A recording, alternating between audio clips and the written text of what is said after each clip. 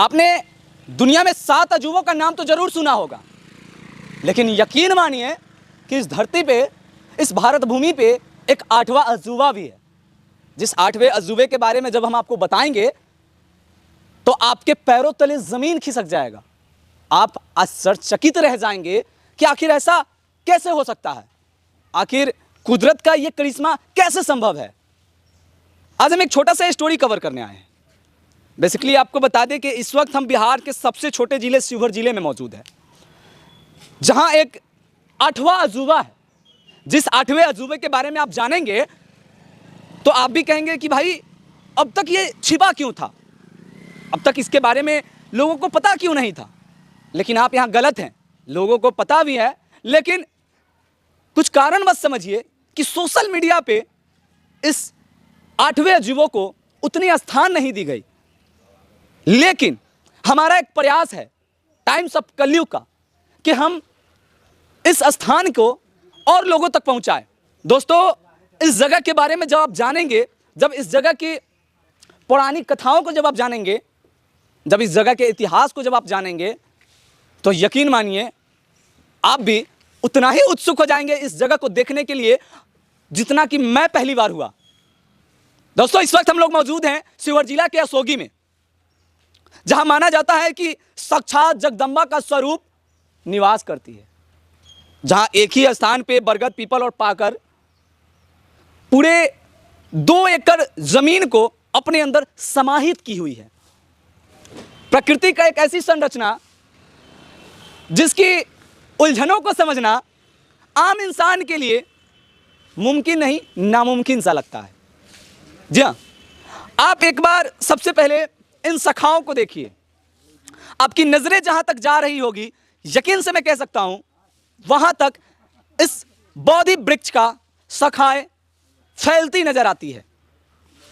और इस जगह की खासियत यह भी है कि इस जगह से किसी आम इंसान को इतनी हिम्मत नहीं कि इस पेड़ से एक पत्ता को तोड़ सके।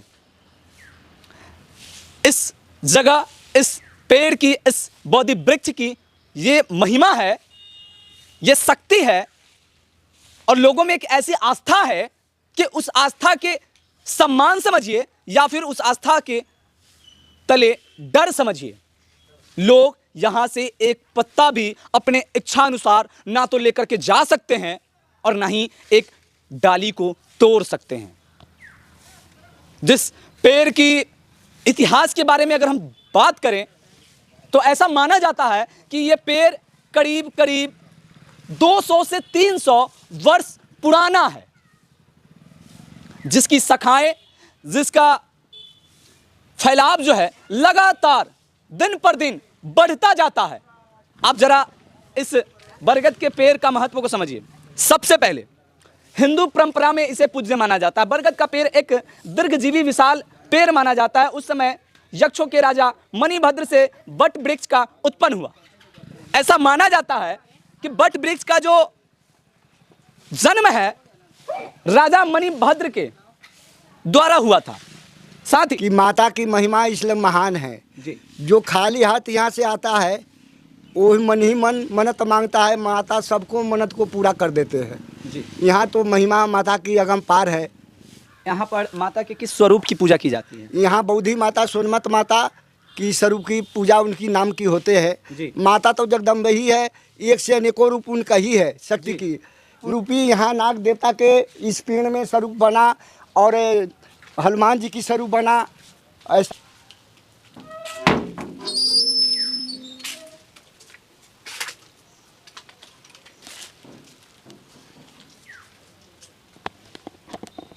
यही माता का जगत, यही इनकी स्थान है, पूजा किया जाता हाँ है। इसीलिए पूजा किया जाता है। यही माता को जो मंदिर है यही है। अच्छा, इसमें 3 पेड़ माना जाता है। हाँ, ये पेड़, ये पीपल है और ये बरगद है। ये इधर दिखाइए। ये अथी पाकड़ है जी। ये पाकड़ है, ये पीपल है जी। ये बर की पेड़ है, बरगद है। बरगद है। तो इस बरगद को पेड़ को कोई भी जानकारी किसी का नहीं है कौन सा पेड़ पुराना है और नहीं है। इसको पता नहीं चल रहा है मतलब किसी को ये जानकारी नहीं है इस पेड़ का जो पहला जड़ कौन सा है, पहला वो तना कौन सा है। हाँ, कोई नहीं बता सकता है। इसके में देखिए ना कितना पेड़ है इसमें, अब इधर से उधर चारों तरफ फैला हुआ है जी। हाँ, तो माता के इस सब महिमा से हुआ है। माता के महिमा से। माता अच्छा, के महिमा। आपको ये खूबसूरत, ये पवित्र और ये प्रकृति का सौंदर्य दिखा रहे हैं, तो आशा करते हैं कि आप लोग इस वीडियो को शेयर करें, चूंकि ये हमारे बिहार की विविधता है, ये हमारे शिवहर की विविधता है। देखिए इस पेड़ में कोई कहीं से इसमें साटा हुआ नहीं है, कोई लगाया गया नहीं है। ये पेड़े से देखिए इनको महिमा को साक्षात इसमें हनुमान जी को प्रकट किया गया। प्रकट हुआ है हनुमान जी। जी देखिए दोस्तों, जैसे कि मैं आपको बता रहा था कि ये अद्भुत संरचना वाली वृक्ष है, पेड़ है, जिस पेड़ में मैं आपको दिखा पा रहा हूँ कि देखिए कैसे एक वट वृक्ष में, अक्षय वट में, ये हनुमान जी की आकृति उकेरा गया नहीं है, ये प्राकृतिक संरचना खुद से बना हुआ है। जी हाँ, जो ऐसा लोगों में आस्था है, मान्यताएं हैं कि ये साक्षात हनुमान जी हैं, और इस आस्था के साथ यहाँ पूजा भी की जाती है। चाचा, और आप कुछ दिखाना चाह रहे थे, जिस प्रकार से नाग देवता का भी आप बता रहे थे कि यहाँ पर एक ऐसा पेड़ है जहाँ पर नाग देवता भी हैं।